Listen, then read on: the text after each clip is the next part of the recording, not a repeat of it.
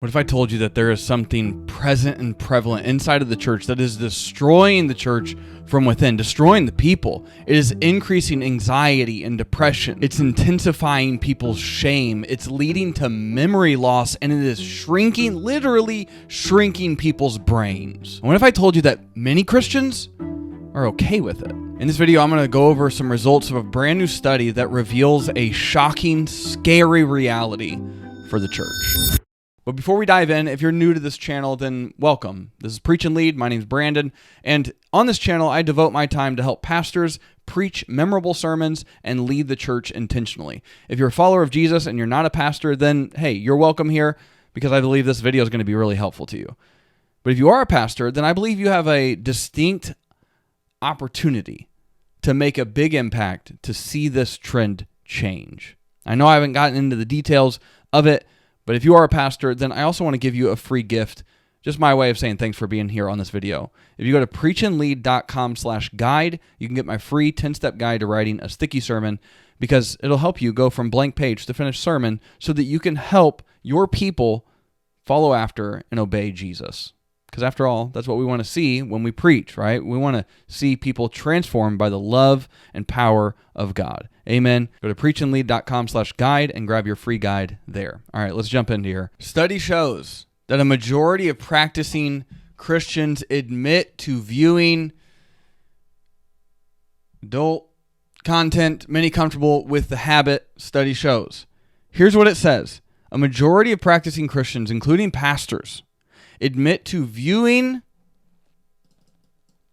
I don't want to get flagged on this, and a large share say they are comfortable with the habit, a new study has found. In Barna's recently released research report, Beyond the Phenomenon, produced in partnership with Pure Desire Ministries, researchers found that use is so prevalent among all demographics, and the gap in use among Christians and non-Christians, as well as men and women, has grown narrower over the last 8 years. In other words, there's far less of a distinction between men and women, between Christians and non-Christians, in their consumption of this kind of content. Even though practicing Christians were still found to view less frequently than non-Christians, the gap between the two groups was only 14 percentage points. Some 54% of Christians reported viewing this kind of content, compared with 68% of non-Christians. Over half of self-professing Christians are viewing this kind of content. In general, 75% of Christian men and 40% of Christian women reported consuming on some level. This is what a direct quote from the researchers. Despite the church's stance against lust generally, it seems little progress has been made to deter many of those who fill the pews from consumption specifically. The gap between professed beliefs and actual behaviors raises questions about the efficacy of current approaches within faith communities. In other words, what's going on that there is such a small gap between Christians and non-Christians on, there's hardly a distinction. What about Christian discipleship is being ineffective to curb this epidemic? They say Beyond the Phenomenon represents a sobering call to realize our collective struggle has not improved in spite of some initial steps to bring health to the church. The average Christian is not experiencing freedom in this area. 75% of Christian men and 40% of Christian women report that they are viewing at least occasionally, Nick Stumbo, executive director of Pure Desire Ministries, said. Noting the statistics use among today's youngest adults, Gen Z, are even worse. So it's not like it's getting better with the younger generation. It's actually getting worse. What may be troubling is that well over half of Christians who use it say they are comfortable with what they're doing. The reality for those who struggle in the church is that they too often feel like they are alone. When asked who is helping you with your struggle, a staggering 82% of Christians say no one. Isolation is the enemy's playground, Stumbo said. They're comfortable with it. As in, it's not a problem. It's not even like a question on whether or not this is right or wrong. We've gotten to that point where the the day we live in where people call good evil and evil good. Or at the very least, call evil, doesn't matter. The Pure Desire Ministries leader said the church needs to be the place where people can get free from the troubling habits so many Christians have now accepted. Some 62% of individuals surveyed in the study in general expressed comfort with their level of consumption. Another 16% said they had some reservations about it, but they said they found moderate levels of use acceptable. I think it's not that bad.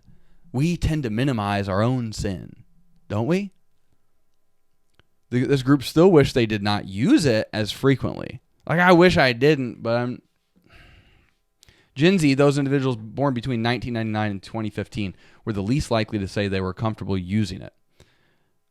Nearly half, 49%, who are also users, said they were comfortable with their level of use compared to 73% of non-Christians. Non-Christians are less comfortable with their level of use. Another 20% expressed the desire to completely abstain. Still, a majority of U.S. adults believe that regular use, which most use for arousal, has no impact on their overall health and claim they can regularly view it and live a healthy life. That is a complete and utter lie that we are believing. This view held more strongly by men, 75% agree, than women, 59%. Practicing Christians are less likely to agree compared to the general population. Still, more than half of practicing Christians, 55%, agree a person can regularly view and live a healthy life. Researchers noted, additionally, a majority of U.S. adults agree that watching can improve a person's sex life. The sentiment is shared by almost half of practicing Christians. We have been duped by the enemy, y'all. This is a complete lie. Besides using porn for personal arousal, Christians reported engaging in the habit to set a mood with a romantic partner. This is the actual issue. Use like this lowers your ability to produce dopamine in your body that will arouse you and allow you and your spouse to experience mutual satisfaction. Non-practicing Christians and non-Christians are more likely than practicing Christians to use because they're bored or because they find it entertaining. They're more likely. Perhaps more interesting, however, are other motivations that don't differ significantly across faith groups. Christians and non-Christians are just as likely to chalk up their use to being curious, looking for tips, or relieving stress and anxiety. To help churches address this problem among the pews, researchers encourage leaders to, among other things, partner with experts, prioritize education and awareness, and create safe spaces for people to get real. Ultimately, the church is meant to be a source of hope for people facing all sorts of challenges in life, including struggles with it. By addressing this issue head-on with care, understanding, and practical support, churches can fulfill their role as places of healing and restoration. Even small steps toward openness and support can make a significant impact in the lives of those struggling. If I told you, if you're a pastor, follower of Jesus, you're at a church, I hope you are, this needs to be destigmatized as something we don't talk about, as something that is left to at-home conversations. In the church, this must be a conversation. I believe if you're a pastor, then we have a discipleship pastoral duty to bring this to the forefront of our people and let them know, hey, this is what this is doing to your body. This is what's doing to your brain. This is what it's doing to your marriage. This is what's doing to your own thriving and lack thereof as a human being. And because it's plaguing so many people. It's not a thing to shame people. That's not what I'm saying to do. But instead, this needs to be brought to the conversation within our churches. This needs to be a conversation where people can come out of the shadows and bring light to this struggle. This is alarming, and we must do something about it. So if you're a follower of Jesus, then a simple step would be to get some accountability in your life, to reach out to a friend, a close mentor, and say, hey, I'm struggling with this. I need you to just check on me, or better yet, install some software on your computer like Ever Accountable and get some help. Stop living in the shadows, because that is where the devil's playground is. It's in the darkness. And if you're a pastor, then this should be one of the sermon topics you preach about in 2025, in 2026, whatever year you're viewing this. Like, this should be something the church talks about. Not just this subject, but sexuality overall. But man, if we are not going to talk about this in the church, then where are people going to get their information from? From the internet, from places that are living in darkness.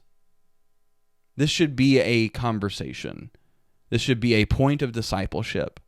This should be something that we address.